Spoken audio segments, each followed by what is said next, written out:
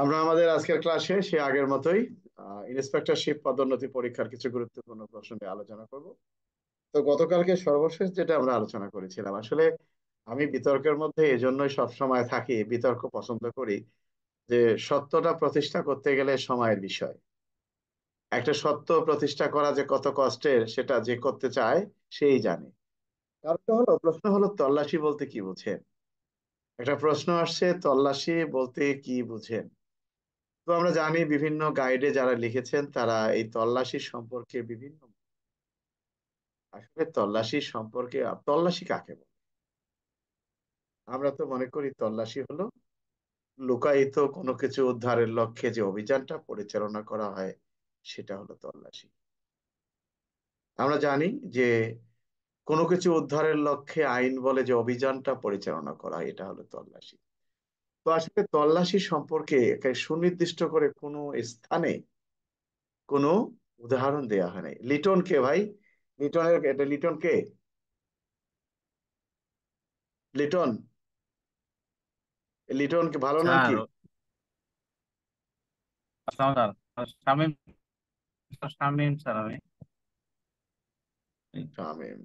যাক, তো এই জন্যই আমরা ভুলগুলা কম্পিউটার আলোচনা, থেকে। আমরা ভুলগুলো যেটাই আলোচনা করি না কেন আমরা সঠিকটাকে অনুসরণ করব। যাক, আমরা আজকে প্রশ্নটা কি রকম আমরা আগে বুঝে নেই। আসামির অনুপস্থিতিতে কি বিচার কার্য পরিচালনা করা সম্ভব? আচ্ছা, পলাতক আসামির বিরুদ্ধে বিচার অনুষ্ঠান পদ্ধতি আলোচনা করি। তাহলে প্রথমে বলছে যে আসামির অবর্তমানে কি বিচার কাজ পরিচালনা করা সম্ভব। এরপরে বলছে যে আসামির অবর্তমানে বিচার পদ্ধতি আলোচনা করুন, বিচার পদ্ধতি আলোচনা করুন। তাহলে এরকম প্রশ্ন আসলে বুঝতে হবে যে এই প্রশ্নটা পুরোটাই সিআরপিসির 339-এর ক্ষয়ের প্রশ্ন। অর্থাৎ 339-এর ক্ষয়ের মধ্যে বলা আছে আসামির অনুপস্থিতিতে আদালত কিভাবে বিচার কার্য চলমান রাখতে পারেন বা বিচার কাজ আরম্ভ করতে পারেন। তো প্রথমে বলছে যে বিচার করা কি সম্ভব, আমরা লিখবো হ্যাঁ। সিআরপিসির 339-এর খতে উল্লেখ করা আছে আসামির অনুপস্থিতিতে বিচার কার্য পরিচালনা করা সম্ভব। অর্থাৎ এই কথার উত্তরের, এখানে যে কথাটি আসছে এর উত্তরটা এটুকুই যথেষ্ট। এখন কেউ যদি বলে স্যার এখানে 10 মার্ক দেয় কিভাবে, কি বলছে প্রশ্নে? আসামির অনুপস্থিতিতে কি বিচার পরিচালনা করা সম্ভব? আমাদের উত্তরটা কি হবে এখানে, নাজমুল? সিআরপিসি 339-এর খ অনুযায়ী আসামের অনুপস্থিতি বিচার করা সম্ভব। গুড। হচ্ছে প্রশ্ন। তাহলে এই যে আসামি মানে অর্থাৎ এর উত্তর কিন্তু এতটুকুই, কিন্তু জি, মার্ক সেখানে 10 ইন্সপেক্টরশিপের। তো দেখা গেল এখানে আমরা অনেকগুলো জড়িয়ে টড়িয়ে দিলাম যেটা আমাদের প্রয়োজন নেই, এটা আমাদের ভুল। এরপরে বলছে আসামির অনুপস্থিতিতে বিচার পদ্ধতি আলোচনা করুন, তখন আমরা দেখবো সিআরপিসি এর 339 ধারায় উল্লেখ করা আছে সিআরপিসি 87 এবং 88 ধারার বিধান পালন করিবার পর যদি কোনো ব্যক্তি আদালতে আত্মসমর্পণ না করেন বা পুলিশ কর্তৃক গ্রেপ্তার হয়ে আদালতে হাজির না থাকে, সেক্ষেত্রে বিচারিক আদালত আসামির অনুপস্থিতিতে বিচার কার্য আরম্ভ করিবার নিমিত্তে দৈনিক প্রকাশিত বাংলা, কমপক্ষে দুটি বাংলা পত্রিকায় 30 দিনের কম নয় এরকম সময় নির্ধারণ করে বিজ্ঞপ্তি প্রদান করবেন। এই নির্ধারিত তারিখ অতিক্রান্ত হওয়ার পর, অর্থাৎ নির্ধারিত তারিখের মধ্যে যদি আসামি আদালতে আত্মসমর্পণ না করেন বা পুলিশ কর্তৃক গ্রেপ্তার হয়ে আদালতে হাজির না থাকেন, সেক্ষেত্রে এই নির্ধারিত তারিখ অতিক্রান্ত হওয়ার পর সংশ্লিষ্ট আদালত আসামির অনুপস্থিতিতে বিচার কার্য আরম্ভ করতে পারে। উত্তর হলে এটাই। তো এখানে যদি আমরা এই 86 ধারা কি 68 ধারার সমন অমুক তমুক হাবি যাবি, কোনো সুযোগ নাই। আমার কথা কি বোঝা গেছে না বোঝো নাই? জি আসামির স্যার, বুঝছি স্যার। অনুপস্থিতি অর্থাৎ আসামিটা পলাতক, এই পলাতক আসামির অবর্তমানে কি বিচার কার্য পরিচালনা করা সম্ভব? সঠিক উত্তর হবে যে হ্যাঁ, সিআরপিসি 339-এর খ ধারা অনুযায়ী সম্ভব। এরপরে বলছে যে আসামির অবর্তমানে বিচার পদ্ধতি আলোচনা করুন। তখন এই 339-এর খ ছাড়া অন্য কোনো ধারা আসার সুযোগ নাই। কে আছে নাকি অন্য কোনো ধারা আসার সুযোগ? সাইফুল বা মালিকুল বা তোমরা যারা আছো, না স্যার। কেউ যদি এখানে উল্টাপাল্টা কোনো ধারা দেয়, আমরা কি মানবো? না স্যার। না। শোনো, আমরা সঠিক ধারাটাই দেবো, কিন্তু সাজায়া লিখবো আমরা। আবার এখানে প্রশ্ন আসতে পারে যে ক নামক ব্যক্তি একটি হত্যা মামলার আসামি, পুলিশ তাকে শত চেষ্টা করেও গ্রেপ্তার করতে পারেন নাই, এমনকি ক আদালতে আত্মসমর্পণও করেন নাই। এই হত্যা মামলা তদন্তকারী কর্মকর্তা কয়ের বিরুদ্ধে আদালতে অভিযোগপত্র দাখিল করেন।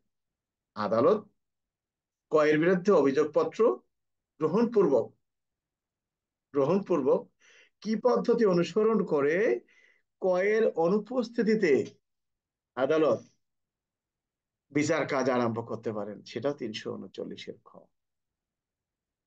অর্থাৎ প্রশ্ন, শোনো, ধারা আর কোনো জায়গা থেকে আসার সুযোগ নাই। ধারা সঠিক থাকবে, কথাগুলো হয়তো একটু বিভিন্ন জায়গা থেকে সংগ্রহ করে তার সাথে সংযুক্ত করা হবে, এর বাইরে কিছু না। আমার কথা কি তোমরা বুঝছো না বোঝো নাই? কি জি স্যার, বুঝছি স্যার। তাহলে কি আমরা এরকম প্রশ্ন আসলে কি আমরা উত্তর দিতে পারবো যে আসামির অনুপস্থিতিতে বিচার পদ্ধতি আলোচনা করুন বা বিচার করা সম্ভব কিনা, আমরা কোন ধারা দেবো তখন? 339 খ। আচ্ছা, পরবর্তী যে প্রশ্ন, মৃত্যুকালীন জবানবন্দি কি? এরকম প্রশ্ন যদি আসে আমরা কিভাবে উত্তরটা লিখব? আমরা লিখব যে সাক্ষ্য আইনের 32-এর 1 ধারা অনুযায়ী মৃত্যুকালীন জবানবন্দি হলো কোনো ব্যক্তির মৃত্যুর কারণ সম্পর্কে যে বক্তব্য প্রদান করেন, সেটি মৃত্যুকালীন জবানবন্দি। অর্থাৎ কোনো ব্যক্তি তার মৃত্যুকালে যে ঘটনার ফলে তার মৃত্যু ঘটিতেছে, এই ঘটনা সম্পর্কে যে জবানবন্দিটা দিয়ে থাকেন, তাহাই মৃত্যুকালীন জবানবন্দি বা অন্তিম বিবৃতি। বিষয়টা ক্লিয়ার?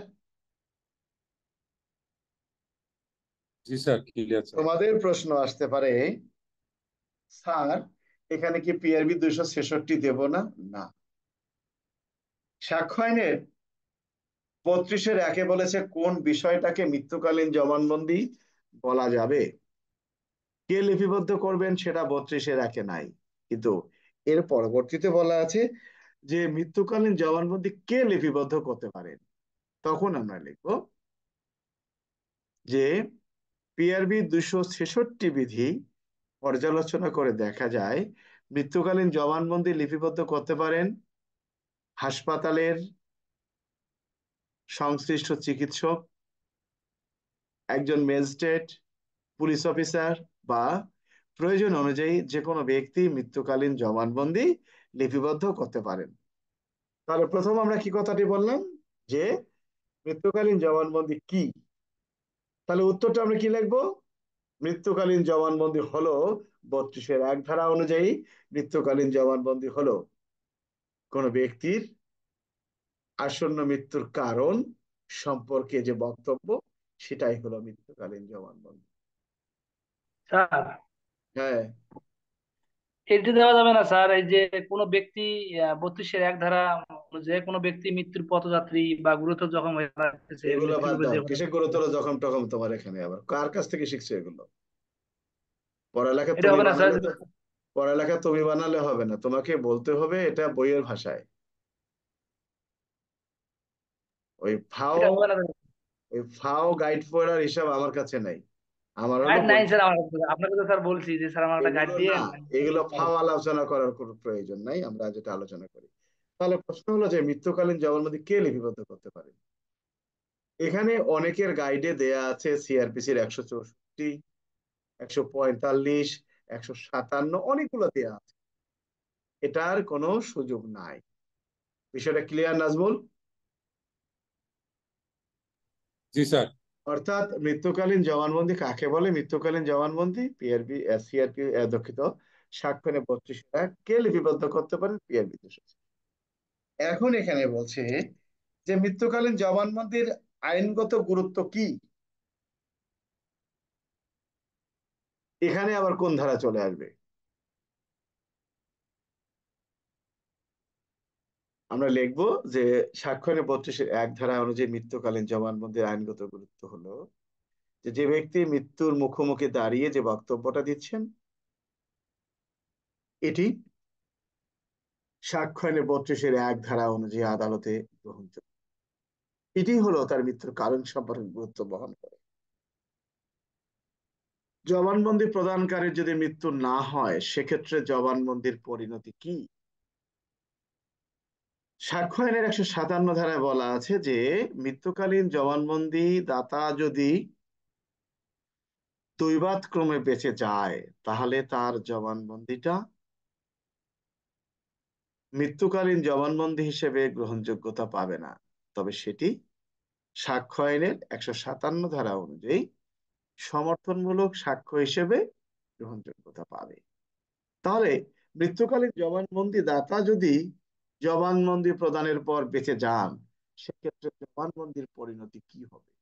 এই জবানবন্দির পরিণতি হবে সাক্ষ্য আইনের 157 ধারা অনুযায়ী সমর্থনমূলক সাক্ষ্য হিসেবে আদালতে ব্যবহার করা যাবে।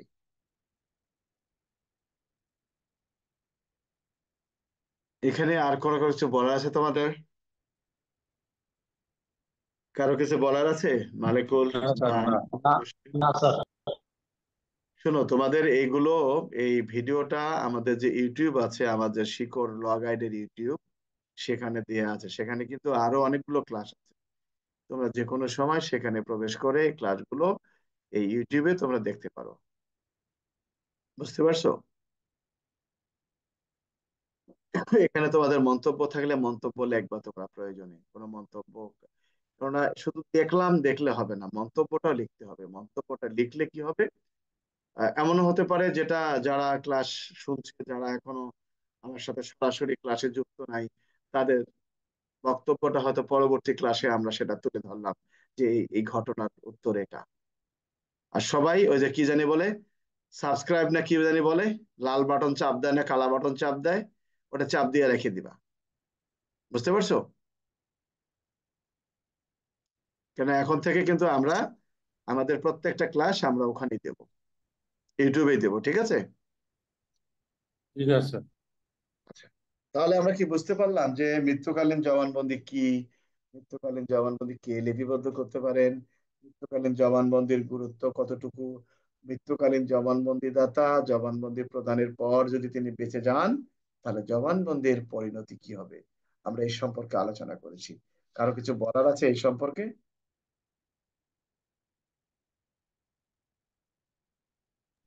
না কি স্যার, কোনো, এটা আমাদের। আচ্ছা, জব্দকৃত এবং উদ্ধারকৃত, জব্দকৃত এবং উদ্ধারকৃত মালামাল নিষ্পত্তিকরণের পদ্ধতি আলোচনা করব। এটা কত ধারা আসবে কেউ বলতে পারো?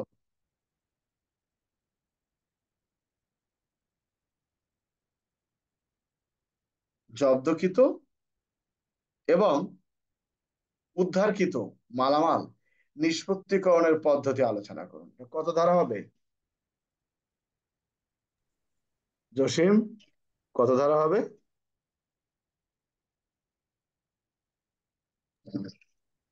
এই লিটন, তোমার ক্যামেরাটা অন করো।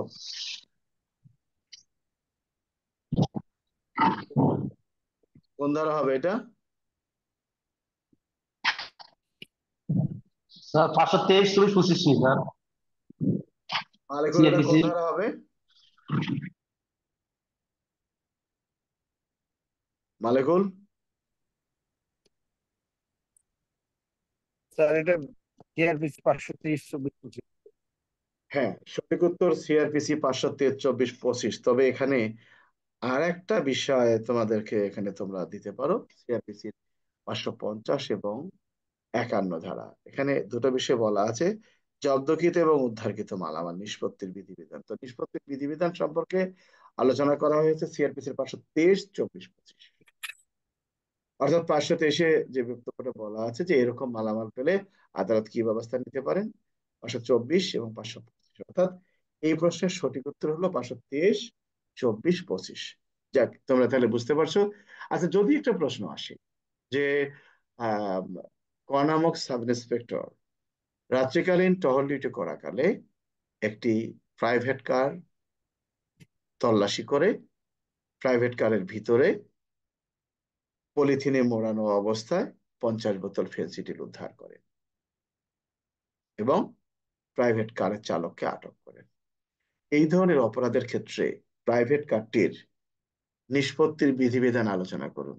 এখানে কিন্তু বলা হয়নি যে এই তার বিরুদ্ধে কি মামলা হবে না হবে, তা কিন্তু বলে নাই। বলছে প্রাইভেট কারটা আপনি কিভাবে নিষ্পত্তি করবেন। তাহলে এখানে আমরা এই ধারায় মামলা নেব, ওই ধারায় মামলা নেব, তা কিন্তু না। তাহলে নিষ্পত্তি করতে গেলে যেহেতু জব্দকৃত এবং আলামত, তাহলে এটি অবশ্যই নিষ্পত্তি হবে সিআরপিসি 523, 24, 25। বিষয়টা ক্লিয়ার?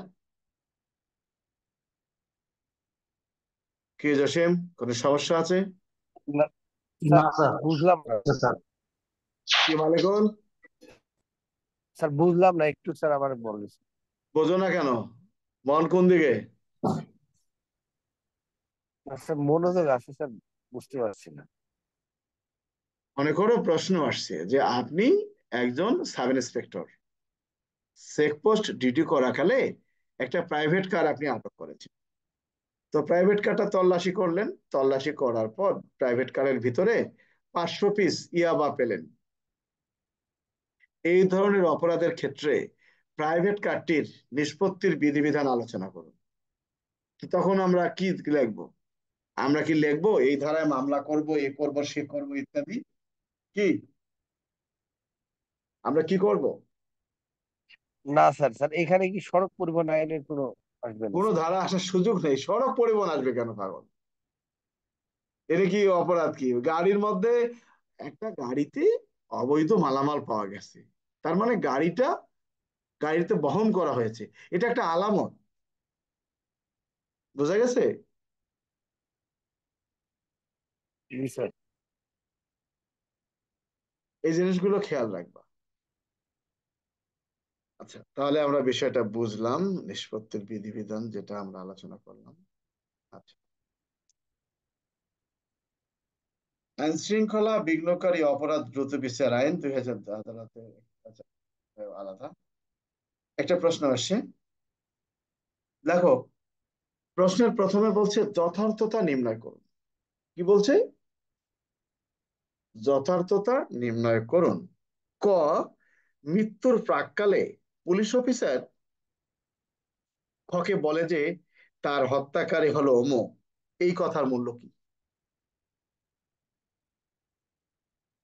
ক নামক ব্যক্তি ক নামক ব্যক্তি তার মৃত্যুর প্রাক্কালে একজন পুলিশ অফিসারের নিকট জানায় যে তার হত্যাকারী অমুক, এই ধরনের কথার মূল্য কি? এটা কোন ধরনের প্রশ্ন হবে? স্যার 7.32 ধারা একটা প্রশ্ন উঠেছে। অর্থাৎ আমরা উত্তরটা কিভাবে লিখব? কি আমরা উত্তরটা কিভাবে লিখবো তাহলে?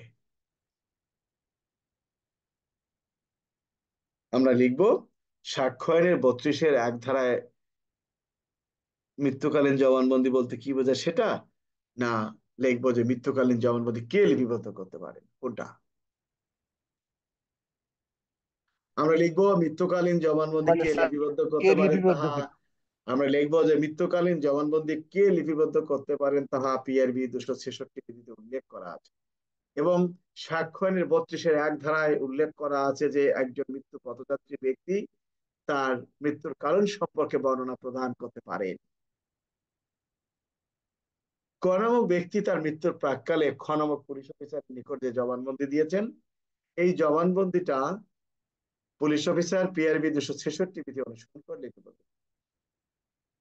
এবং এই জবানবন্দিটাই মৃত্যুকালীন জবানবন্দি হিসেবে আদালতে সাক্ষ্য আইনে 32-1 ধারা অনুযায়ী গ্রহণযোগ্য। বিষয়টাকে বুঝতে পারছো না, বোঝো নাই? জি স্যার। কি মালেকুল? না স্যার। জি স্যার, বোঝো নাই? বুঝছি স্যার। বুঝতা, তুমি যেখানে পোস্টিং ওখানে যদি এখন স্মাগলিং হতো, ওই রাস্তার মধ্যে খোলা জায়গায় যদি এখন ওই কাপড় চোপড় ফেন্সিডিল গাঁজা টাজা বেচতো, তাহলে চিন্তা। এখন আর চিনবা না, বুঝবাও না। পড়াশোনা করো, পড়াশোনা করো।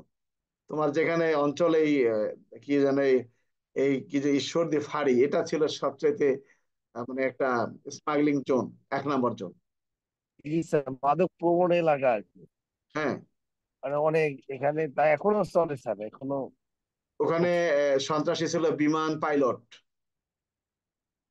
জি হ্যাঁ, গল্প শেষ। তাহলে কি আমরা বুঝতে পারছি যে প্রশ্নটা হলো যে একজন ব্যক্তির মৃত্যুর প্রাক্কালে একজন পুলিশ অফিসার নিকট জানান যে তার হত্যাকারী অমুক, এই বক্তব্যটা কি আদালতে গ্রহণযোগ্য? হ্যাঁ, গ্রহণযোগ্য। 32-1 এবং পিআরবি 266 বিধি অনুযায়ী আদালতে গ্রহণযোগ্য। এখানে অন্য কোনো ধারা আসার কোনো অবস্থাতে সুযোগ নেই। তোমাদের যে ভুলটা, তোমরা 2 লাইন লেখো, মানে কি যে তোমরা একটা পাইছো, মানে তাড়াহুড়া, এই মনে হয় সময় শেষ হয়ে গেল, পাগলা কুত্তায় তোমাদেরকে কামড় দিছে। না, আমরা বুঝে শুনে দেখে তারপরে আমরা লিখব। ঠিক আছে? পরবর্তী প্রশ্ন, অতিরিক্ত আয়ের উদ্দেশ্যে একজন পুলিশ অফিসার নিজের সরকারি কাজ ছাড়াও একটি বেসরকারি অফিসে 4 ঘন্টা কাজ করেন। এখন প্রশ্ন হলো যথার্থতা বর্ণনা করুন। আমরা কি লিখবো এখানে? আমরা কি লিখবো? জসীমউদ্দিন, একজন পুলিশ কনস্টেবল অতিরিক্ত আয়ের উদ্দেশ্যে সরকারি কাজ ছাড়াও একটি বেসরকারি অফিসে 4 ঘন্টা কাজ করেন। এই ধরনের প্রশ্ন আসলে আমরা উত্তরটা কি লিখবো? জসীমউদ্দিন। স্যার এইসব ধরনের প্রশ্ন আসলে পুলিশের 10 ধারা দিয়া শুরু করবো স্যার। হ্যাঁ, ক- কর্তৃপক্ষের অনুমতি দেবে তো নিজ কর্ম ছাড়া অন্য কোনো কাজ করতে নিষেধ করা আছে। আমরা কি এইভাবে লিখবো? কথাটা কি হবে? একটু ঘুরে লিখে দেবো স্যার। কেমন কথা তোমরা এখানে লেখো? নাজমুল, আমরা কিভাবে উত্তরটা লিখবো? পুলিশ আইনে 10 ধারায় উল্লেখ আছে। আরে কিসের পুলিশের 10 ধারা?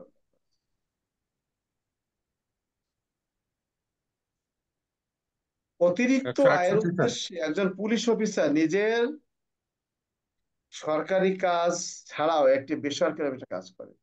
আমরা কি লিখবো? যে আমি প্রথমে লিখবো যে পুলিশের 10 ধারায় উল্লেখ করা আছে যে কোনো সরকারি কর্মচারী নিজ কর্ম ব্যতীত অন্য কোনো কর্মে নিজেকে নিয়োজিত করতে পারবে না। ক নামক পুলিশ অফিসার ইন্সপেক্টর জেনারেলের অনুমতি ছাড়া নিজ কর্মের অবসরে বা নিজ কর্মের সাথে অন্য অফিসে 4 ঘন্টা চাকরি করায় তিনি পুলিশ আইনের 10 ধারার বিধান লঙ্ঘন করেছেন। বিষয়টা কি ক্লিয়ার?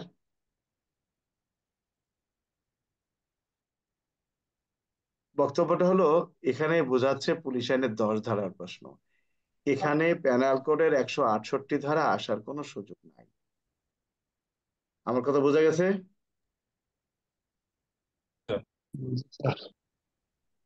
কারণ 68-তে কিন্তু বলা নাই যে ইন্সপেক্টর জেনারেল অনুমতি দিতে পারেন, কিন্তু পুলিশ আইনের 10 ধারায় বলা আছে যে ইন্সপেক্টর জেনারেলের অনুমতি। যেমন আমি এফডিসি এর মেম্বার ছিলাম, আমি সিনেমা করতাম যখন, তো ওই সিনেমা করার সময় আমি অনুমতি নিছিলাম। আমার অনুমতি হয়েছিল 2008 সনে।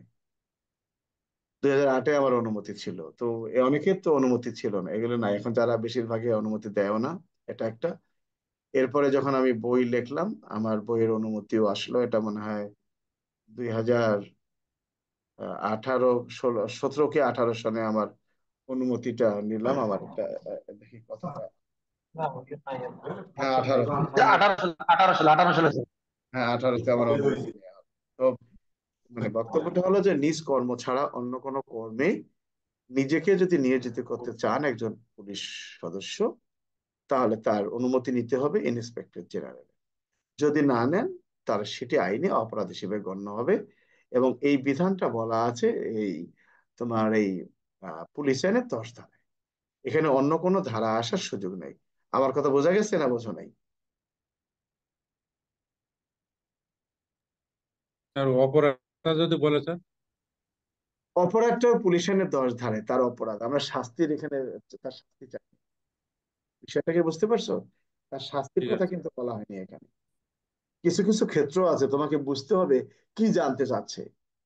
কথা না বার্তা এই 729, 857, অমুক তমুক হাবি জাবি দিলাম, ডিএমপি এত, সিএমপি এত, মানে পাগল বাড়ি ছেড়ে দিল, এটা কিন্তু তা না। এবারও আসছিল স্যার, কাউকে না বলে পুলিশ কনস্টেবল বাড়ির কাছে চলে গেল। হ্যাঁ, হ্যাঁ, এটা 9 ধারার বিধান লঙ্ঘন করেছে। 9 ধারার বিধান লঙ্ঘন। অর্থাৎ প্রশ্নটা বোঝানো হয়েছে এটা 9 ধারার বিধান লঙ্ঘন। আপনি যখন তখন কর্মস্থল ত্যাগ করতে পারেন না। কর্মস্থল ত্যাগ করতে হলে আপনাকে অবহিত করতে হবে কমপক্ষে 2 মাস পূর্বে। এটা আইনের বিষয় বলা আছে, বুঝতে পারছো? কারণ এখানে অতি, কারণ প্রশ্নের মধ্যে বলো যদি যে ক নামক কনস্টেবলকে বাড়ির আশেপাশে কোথাও খোঁজ করে পাওয়া গেল না, তাহলে এটা কথা ছিল। হ্যাঁ, তার বিরুদ্ধে কি ব্যবস্থা নেওয়া যাবে? তখন তার কর্তব্য অবহেলা বা তাকে অ্যাবসেন্ট দেওয়া যাবে। কিন্তু এখানে প্রশ্নের মধ্যে বলা আছে যার পারিবারিক সমস্যার কারণে। তার মানে শুধু আপনি তো শিও সে বাড়িই চলে গেছে, পারিবারিক সমস্যার কারণে বাড়ি গেছে, তার মানে কি? আপনি তো জেনে শুনে এগুলো তো করতে পারেন না। এগুলো কে কাকে বোঝাবে? এখানে অন্য ধারা আসার কোনো সুযোগ নেই। আমার কথা বোঝা গেছে নাজবুল? জি স্যার, বোঝা গেছে।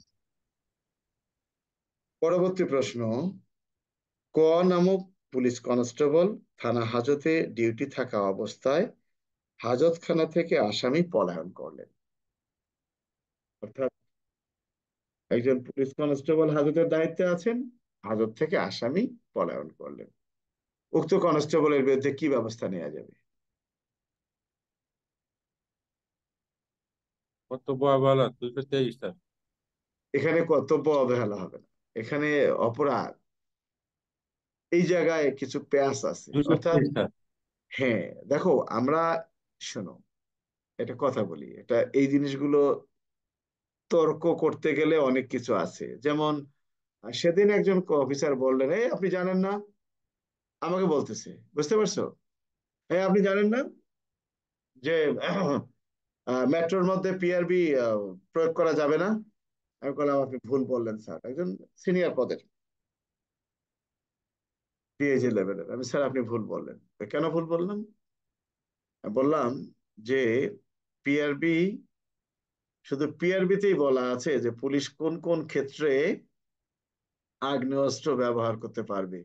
আপনার মহানগরী অধ্যাদেশ বা মহানগর আইনে কি কোথাও বলা আছে এই সকল ক্ষেত্রে পুলিশ আগ্নেয়াস্ত্র ব্যবহার করতে পারবে? আছে নাকি কোথাও? কি? না স্যার, নাই। ERB 153 আছে স্যার তখন বিধান। কই আমি তো এটা খেয়াল করি নাই জানি সাহেব। আমি বললাম স্যার ঘটনাটা এটাই, আপনি খেয়াল করেননি। কারণ একটা মাত্র বিষয়, সেটা পিআরবি 153 বিধিতে বলা আছে যে একজন পুলিশ সদস্য কোন কোন ক্ষেত্রে আগ্নেয়াস্ত্রটা ব্যবহার করতে পারবেন, ক্ষেত্রগুলো উল্লেখ করা আছে। আর মেট্রোতে বলা আছে মানুষের মিটিং মিছিল নিষিদ্ধ, চলাচল নিষিদ্ধ, সবকিছু করতে পারবেন। সিআরপিসি তে বলা আছে যে সামরিক শক্তি আহ্বান করতে পারবেন, কিন্তু আগ্নেয়াস্ত্র ব্যবহার করতে পারবেন কোথাও নাই, আছে পিআরবি তে। আসলে তো, স্যার হ্যাঁ। বলছে স্যার, পুলিশ ওই যে নামক পুলিশ, পুলিশ ওই যে ব্যারাকে জুয়া খেলছে স্যার। এরা হুম। প্রশ্নগুলো আসে স্যার। ওগুলো আমরা ব্যারাকে আসে। ইন্সপেক্টরশিপে আছে, আমরা ওগুলো আলোচনা করব। তাহলে আমরা যেটা আলোচনা করলাম, আচ্ছা এর পরবর্তী প্রশ্ন হলো যে এখানে কথাটা হলো তাহলে আমরা কি লিখবো, যে আমরা এই উত্তরটা কিভাবে লিখবো? উত্তরটা লেখার একটা ধরন আছে। তখন আমরা লিখবো যে প্যানাল কোডের 223 ধারায় উল্লেখ করা আছে কোন সরকারি কর্মচারীর অবহেলার দরুন হেফাজতে থাকা আসামির পলায়ন করতে দেয়া বা পলায়ন করতে সাহায্য করা। আলোচ্য প্রশ্নে ক নামক পুলিশ কনস্টেবল হেফাজতে হাজতখানার দায়িত্বে থাকাকালে তার হেফাজত থেকে যে আসামিটা পলায়ন করেছে, এই ধরনের অপরাধের ক্ষেত্রে কনস্টেবলের বিরুদ্ধে পেনাল কোডের 223 ধারা অনুযায়ী আইনগত ব্যবস্থা গ্রহণ করা যাবে। বিষয়টা বোঝা গেছে কতটা? এই কথা নেই বার্তা নেই 7, 29, 857 ইত্যাদি এগুলো আসার সুযোগ নাই। অর্থাৎ একটা কথা মনে রাখতে হবে যে পেনাল কোডে যেহেতু নির্ধারিত একটা আইনের বিধান আছে, সেখানে আইনটাকে অনুসরণ করতে হবে। আহ খ একজন পুলিশ অফিসার ক নামক সন্ত্রাসীকে লাইসেন্সকৃত পিস্তল সহ আটক করে, এক্ষেত্রে খ কি ব্যবস্থা গ্রহণ করবে? অর্থাৎ একজন পুলিশ অফিসার একজন সন্ত্রাসীকে যদি লাইসেন্সকৃত অস্ত্র সহকারে গ্রেপ্তার করেন, সেক্ষেত্রে তিনি কি ব্যবস্থা গ্রহণ করবেন তিনি?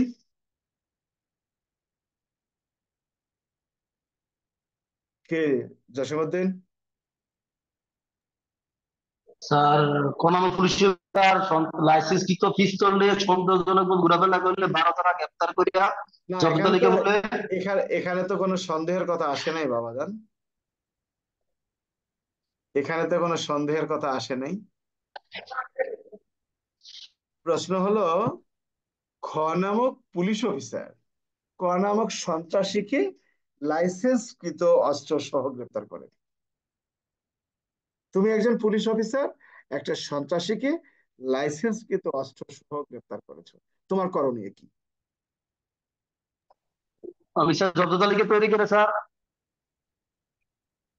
এই সমস্ত এই সংক্ষেপের কথাটা তো তোমাকে তোমাকে বারবার বলা হচ্ছে, উত্তরটা হবে যে আমরা পরীক্ষার খাতায় লিখবো, ঠিক আছে? জি স্যার। তাহলে আমরা কি করব এখানে?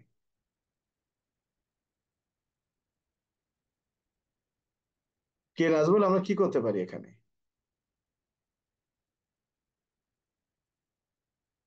স্যার বিপি ফর্ম 44 এটা জব্দ তালিকা করে আমাদের বক্তব্য হবে যে একজন পুলিশ অফিসার লাইসেন্সকৃত অস্ত্র সহ যখন কোনো সন্ত্রাসীকে তিনি গ্রেপ্তার করবেন, তখন তার দায়িত্ব হবে এই সন্ত্রাসীর নিকট থেকে অস্ত্রটি জব্দ তালিকা বলে জব্দ করে হেফাজতে নেওয়া, এবং এই সন্ত্রাসীর নামে থানায় থানায় যে মামলা রুজু করা হয়েছে সেই মামলায় তাকে গ্রেপ্তার দেখা। তাই বলে তার বিরুদ্ধে কিন্তু অস্ত্র মামলাও হবে না, এখানে কোনো 12 ধারাও হবে না। বিষয়টা ক্লিয়ার জসিম? জি স্যার, জব্দ তালিকা করে স্যার থানায় জমা দেওয়ার পরে স্যার কোনো ই করা সন্ত্রাসীকে হবে না। আপনি সন্ত্রাসীকে লাইসেন্সকৃত অস্ত্র সহ আটক করছেন, সন্ত্রাসী। প্রশ্ন তো বলা নাই যে সে ডাকাতি মামলার আসামি কিংবা খুনি ইত্যাদি। তাহলে উত্তরটা কি লিখতে হবে? তার কাছ থেকে লাইসেন্সকৃত অস্ত্র পেয়েছি, সে যেহেতু সন্ত্রাসী, তাকে আমি আটক করেছি, আমি তাকে গ্রেপ্তার করেছি। তাহলে আমার কাজটা কি হবে? আমার কাজটা হবে তার অস্ত্রটা জব্দ তালিকা মানে জব্দ করে হেফাজতে নেওয়া, এবং ওই সন্ত্রাসীর নামে যে মামলা থানায় আছে বা যে মামলা সে পলাতক আসামি, সেই মামলায় তাকে গ্রেপ্তার করা বা গ্রেপ্তার দেখা। এছাড়া আর কিছু নাই। আছে কিছু? না স্যার, আর কিছু নেই স্যার। কি মনে হয় তোমাদের? তুমি কেমনে 12 ধারায় করবে? 12 ধারায় তো সন্দেহজনক কথা বলা আছে, কিন্তু আমার প্রশ্ন তো সন্দেহজনক বলে নাই। 54 ধারায় তো বলা আছে সন্দেহজনক ঘোরাফেরা করা গেলে, 54 ধারাও তো এখানে আসে না, কোনো ডাকাতির মামলার কথা তো আসে না। তাহলে আমাকে কি করতে হবে? আমি তার কাছ থেকে, যেহেতু সন্ত্রাসীকে আমি আটক করেছি, সন্ত্রাসীকে যে অপরাধের জন্য আমি আটক করেছি সেই সংশ্লিষ্ট অপরাধে তাকে গ্রেপ্তার করে আদালতে সোপর্দ করা, এটাই হবে পুলিশ অফিসারের কাজ। আর এই উদ্ধারকৃত অস্ত্রটা থানায় জমা প্রদান করতে হবে জব্দ তালিকা সহ। কি বলো? প্রশ্নটা তো স্যার মারাত্মক প্রশ্ন স্যার।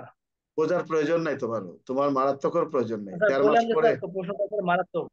1.5 মাস পরে এগুলো বোঝার কিছু নেই, এগুলো বুঝতে গেলে বহুত সময় লাগে, 1 মাসে বোঝা যায় না। নাজমুল, কথাটা কি তোমার বোঝা গেছে? ঘটনাটা কি? তুমি কোন দিকে যাবা? স্যার বুঝতে গেছি। তা মানুষে ভুল করে কি করবে, অস্ত্র এনে 12 ধারা, তার বিরুদ্ধে এই মামলা সেই মামলা। তো প্রশ্ন তো বলে না, প্রশ্ন কি বলছে, একজন পুলিশ অফিসার ক নামক সন্ত্রাসীকে লাইসেন্সকৃত পিস্তল সহ আটক করেন, এক্ষেত্রে এই পুলিশ অফিসার কি ব্যবস্থা গ্রহণ করবে? তার বিরুদ্ধে কি তুমি অস্ত্র এনে মামলা নিতে পারবা? না, যেহেতু লাইসেন্সকৃত অস্ত্র। জি তাহলে স্যার। তোমাকে এর প্রশ্নটা পাশ কেটে মানে পাশ কাটিয়ে যেতে হবে। ঠিক এরকমই এগুলো প্রশ্নের উত্তর আসে। যেমন প্রশ্ন আসছে যে আহ পুলিশ কর্তৃক নারী ধর্ষণের ক্ষেত্রে অনুসরণীয় পদ্ধতি কি? পুলিশ কর্তৃক নারী ধর্ষণের ক্ষেত্রে অনুসরণীয় পদ্ধতি কি? সবাই চলে গেছে 9-এর 5 ধারায়, বুঝতে পারছো না? কিন্তু উত্তরটা তো 9-এর 5 ধারা নয়, জি স্যার, নয়ের উত্তরটা এক হলো ছিল। 9-এর 1 ধারা। অর্থাৎ পুলিশ কর্তৃক কোনো নারী ধর্ষিত হলে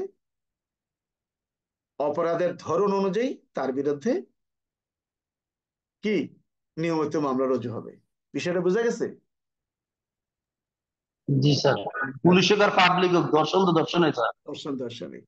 তাহলে আমরা কি বলবো, অপরাধের ধরন অনুযায়ী। একা কর্তৃক তো পুলিশ কর্তৃক, তা সেখানে তো 10 জনও তো হতে পারে নাকি, একাধিকও তো হতে পারে। এই জিনিসগুলো বুঝতে হবে। শোনো, এগুলো অনেক গুরুত্ব সহকারে পড়ালেখা একদিনে হয় না, তোমাদের ধৈর্য নাই আমাদের। যেমন রাশেদা, আমাদের পুরানা ছাত্র রাশেদা এখন আর ক্লাস করে না, অনেকেই পুরানা আর ক্লাস করে না। ক্লাস করে না, মনে করে যে আর পড়ে কি হবে, স্যারের কাছে পড়ে তো আর পাশ করতে পারলাম না। তুমি যে লিখতে পারো না এটা কিন্তু স্বীকার করে না, বুঝতে পারছো? আর এই মানে মূল বইটাকে অনুসরণ করার লোক সংখ্যা খুবই কম। হুম। যাই হোক। আহ,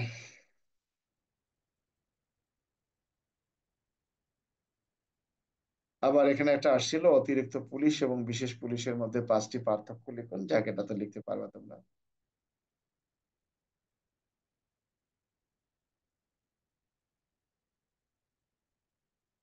বাংলাদেশে বহুল প্রচলিত 5টি মাদকদ্রব্যের নাম লিখুন। কোন ব্যক্তি মাতাল অবস্থায় গাড়ি চালালে তার বিরুদ্ধে আইনানুগ কি ব্যবস্থা গ্রহণ করা যাবে? বলছে যে 5টি প্রচলিত মাদকদ্রব্যের নাম লিখুন। তো তুমি কি দিবা? 5টি মাদকদ্রব্যের নাম যদি হয়, যেমন তুমি প্রচলিত মাদকদ্রব্য হলে তুমি অ্যালকোহল দিতে পারো, তারপরে ইয়াবা দিতে পারো, চলাচল চলতেছে, বা ফেন্সিডিল, হিরোইন বা প্যাথেডিন বা মরফিন বা কোডিন, এগুলো তুমি দিতে পারো। এখন এখানে আরেকটা কথা এখানে বলা আছে যে মাতাল অবস্থায় যদি কোনো ব্যক্তি গাড়ি চালনা করে, এখন সড়ক পরিবহন আইনেও কিন্তু একটা অপরাধের কথা বলা আছে, কিন্তু আমাদেরকে ধরতে হবে মাতাল অবস্থায় গাড়ি চালানো, এটা এই মাদকদ্রব্য নিয়ন্ত্রণ আইন 2018-এর 36-এ 6 ধারার অপরাধ। কত ধারা? 36-এর 6 ধারার মধ্যে উল্লেখ করা আছে যে যদি কোনো ব্যক্তি নেশা জাতীয় কোনো দ্রব্য সেবন করে জনগণের শান্তি বিনষ্ট করেন, বা নেশা জাতীয় কোনো দ্রব্য সেবন করে কোনো যানবাহন চালনা করে। বিষয়টা ক্লিয়ার?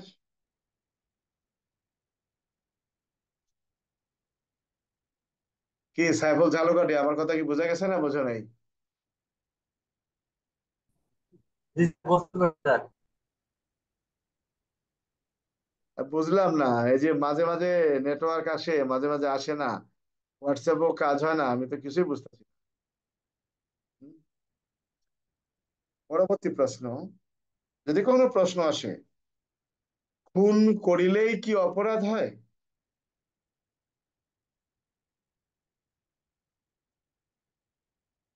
প্রশ্ন হলো, খুন করিলেই কি অপরাধ হয়?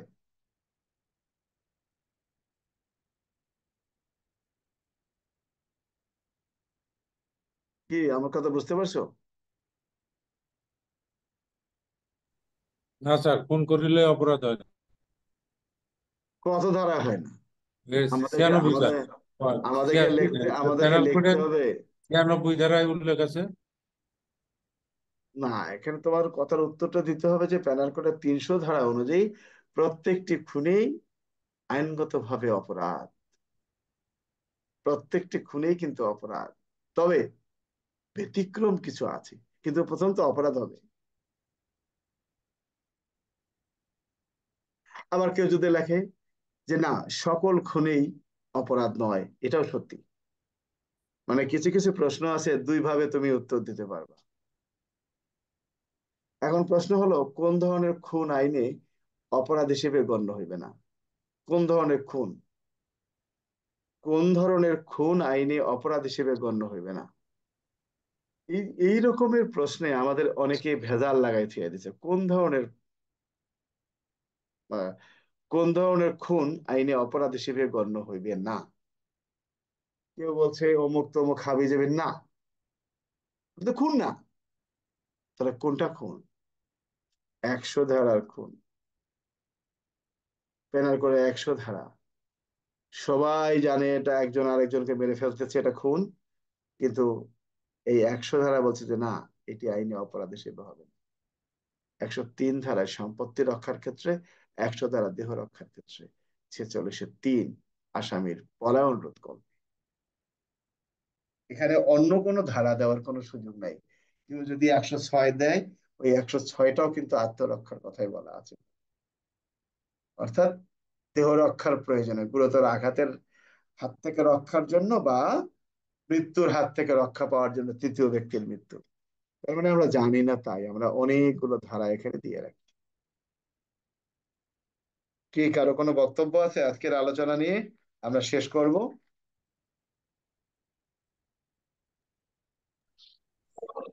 স্যার, হ্যাঁ বলো। আসামির অনুপস্থিতি বিচার 339-এর খ, কিন্তু রাজসাক্ষীর বিচার কি 339 শুধু? স্যার, বিচারটা রাজসাক্ষীর থেকে পার্থক্য আছে? না, বিচারটা, একটা হলো 339-এর খ, আর জি রাজসাক্ষী স্যার, হলো 339। জি স্যার, এটাই বলছেন। তার মানে রাজসাক্ষীর বিচার আসলে আমরা 339 দেবো, আর রাজসাক্ষীর অনুপস্থিতি। রাজসাক্ষী সম্পর্কে 339-এর সমাপ্ত। জি স্যার, এটাই স্যার। বিষয়টা বুঝতে পারছো? কারো কিছু বলার আছে? স্যার, হ্যাঁ বলো। বইটা আমার একটু স্যার পাঠিয়ে দিলে স্যার ভালো হলো স্যার। আমি টাকা 1-2 পাঠাইছো তারিখ নাকি? বেতন পেলে টাকা কি টাকা পাঠিয়ে পাঠাইছো? দেবো। টাকা কি পাঠাইছো না বইয়ের? স্যার, না ওই বেতন পাইনি তো, এই জন্য টাকা পাঠাতে নিজে আগে পারিনি। সংশোধন হও, তারপরে আগে সংশোধন হও, তারপরে। এটা আমি কোনো ওই কি যে দাতা হাতেম তাই না, হ্যাঁ, এগুলো আমি পছন্দ করি না। আমার সম্পর্কে জেনে তারপরে কাজ করবো, আমি দাতা হাতেম তাই না। থ্যাংক একটা ইউ। বই কিনতে কিন্তু বেতন পাওয়া লাগে না, এগুলো এগুলো বাদ চলছে দাও। না। এই ক্লাসের রেকর্ড আছে, এগুলো ইউটিউবে থাকবে, কোনো সমস্যা নেই। না, কিছু বলার আছে সাইফুল?